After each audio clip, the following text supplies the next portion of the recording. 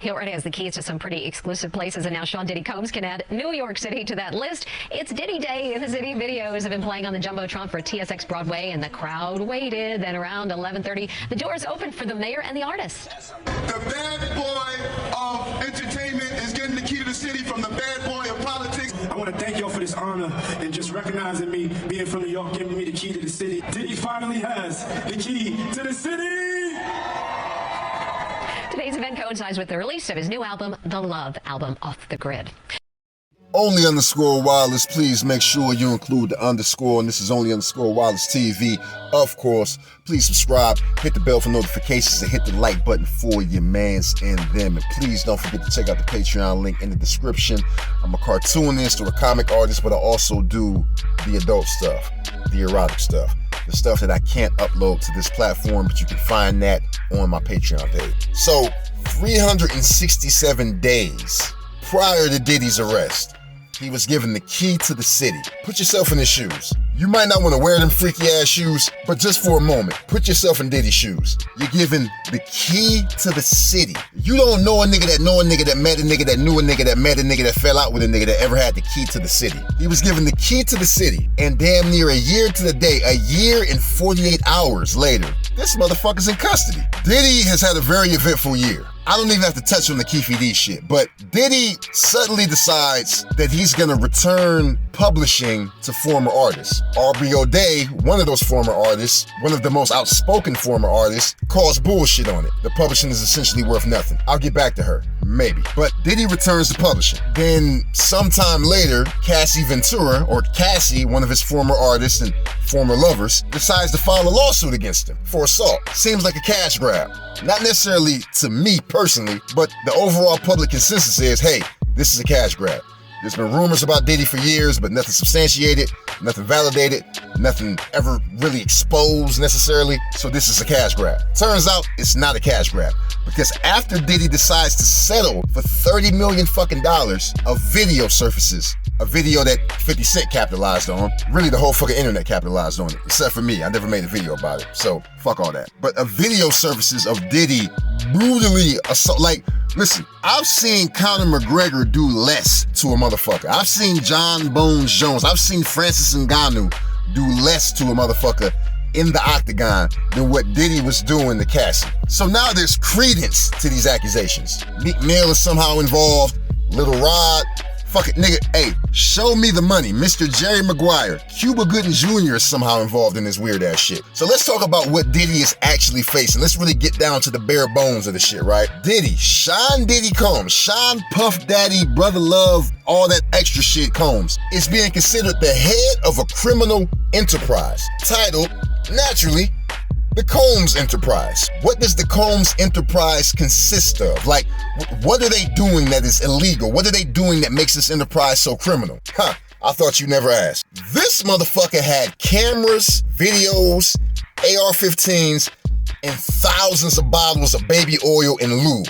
That alone should be a crime. But it's what he was doing with those cameras, videos, and thousands of bottles of lube, and maybe the 3 AR-15s that they found on the premises. It's what he was doing with the shit that makes it so dark and twisted. Follow me. Diddy has officially been indicted on account of sex trafficking, racketeering, and transportation to engage in prostitution. Now, a lot of powerful men have dealt with prostitutes. I don't know how many powerful men in the hip-hop space have dealt with male prostitutes. Yes. So apparently Diddy was having these freak-offs, right? It was like the Super Bowl of fucking, right? Like it was like an eating contest, except it was eaters involved, a whole different type of eaters. According to Dawn Richards, who has recently filed another lawsuit against Diddy for the same fucking allegations, the same actions, the same criminal shit. She says that she firsthand experienced the sexual abuse, the harassment, but she saw the sexual abuse. Women being flown in, shipped in, I don't know, like cattle carts or, I don't know, short little buses or some shit. He had women brought in, he had male prostitutes brought in. He had lube, he had cocaine and ketamine and MDMA and ecstasy and a bunch of other shit. And these people would basically get high and fuck until IVs were required. Yes, nigga, I just said IVs. were required. He was fucking these people, you know, male or female. I don't know if he really distinguished between the two. Diddy was fucking these motherfuckers until the brink of death, right? He was quite literally trying to fuck these people to death. And then he was recording it and using it as potential blackmail. He was using it as leverage. He was using it to hush the people. He was using it basically as an NDA for the people that were involved. Hey, if you ever decide to say anything about this freak off, well, rockabye, baby. So finally, this shit all comes to a head. Diddy spends like a year on the lam, basically.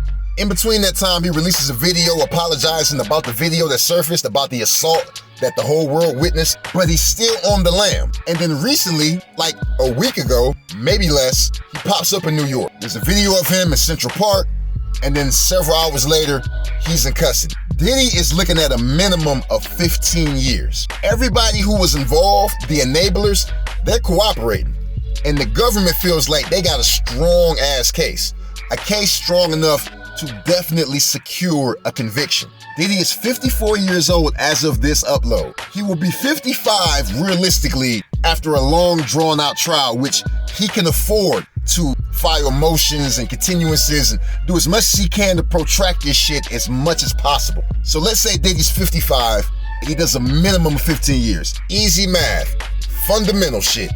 He's gonna be 70 fucking years old, and that's the minimum. Diddy realistically has a chance of dying in prison if he's convicted on all charges. And I don't know who he can roll over on. You're hearing a whole bunch of like Epstein Island type of shit going on. For all I know, Diddy himself had a relationship with Jeffrey Epstein. But Diddy's gonna be looking to name names. And throughout the industry, man, you're starting to see like the ripple effect, the shockwave. I believe Kevin Lau stepped down from 300 Entertainment. I don't know if anybody else did. I can't think of anybody else. I don't have it in my notes right now, but this shit is obviously bigger than the motherfucking OJ case. It's bigger than the Titan submersible. It's bigger than the fucking Lindbergh baby. You know what I'm saying? Like, this is some crazy shit. And it's all in the name of freaking off. One man's sexual proclivities.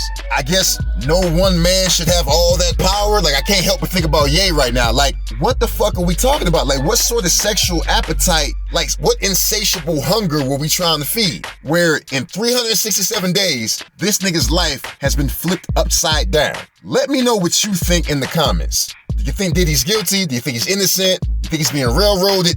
Do you think that, I don't know what you could possibly take from this shit based on the facts as they're being presented today. Only _Wallace TV, out.